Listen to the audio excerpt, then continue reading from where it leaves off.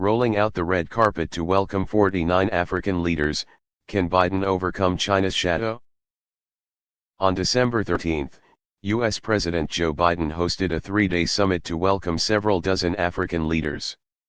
The White House boss's task is very difficult, to convince the leaders of the Black continent to stay away from China.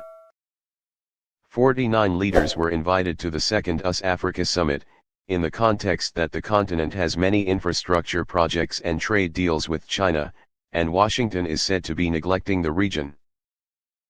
Mr. Biden's difficult task is to convince African leaders that his administration is ready to launch aggressive economic and diplomatic activities with the continent.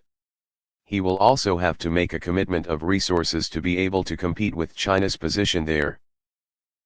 Many African leaders feel they have been deceived once, when President Barack Obama used the summit for the first time in 2014 to signal a greater U.S. commitment to the continent. But then, the Obama administration reduced funding for the AIDS program and foreign aid to the region. Meanwhile, China has become sub-Saharan Africa's #1 trading partner, selling everything from clothing to smartphones, and buying in large quantities agricultural products and resources, such as copper and oil mines, of Africa. Beijing has also ramped up road and seaport construction across Africa over the past 2 decades, while boosting foreign aid to the continent. Since 1991, Chinese foreign ministers have chosen Africa as the first place to visit each new year.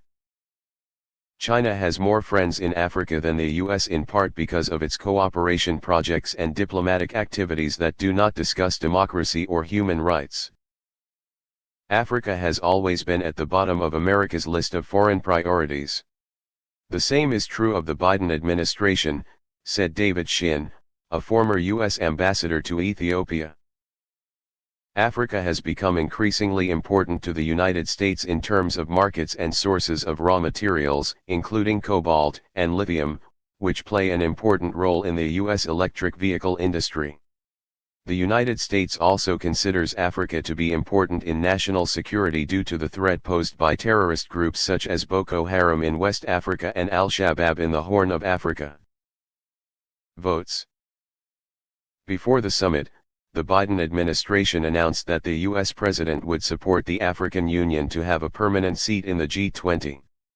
This demonstrates the administration's recognition of the need for a greater African voice in international discussions on pressing issues, said National Security Council spokesman John Kirby. Most pressing in the world. That recognition will also help the U.S. in international forums. As the United States seeks to counter China's growing influence in multilateral organizations, Washington emphasizes that Africa is one of the largest voting groups in the United Nations. However, Beijing has gone ahead in its efforts to assert soft power. In September this year, African countries accounted for nearly half of the 28 countries that supported a Chinese resolution calling Beijing's accusations of crimes in Xinjiang disinformation. China-Africa relations are the foundation of China's foreign policy, Chinese ambassador to the U.S. Qin Gang said on December 11. Mr. Biden's difficult task is to convince African leaders to choose the U.S., without mentioning China.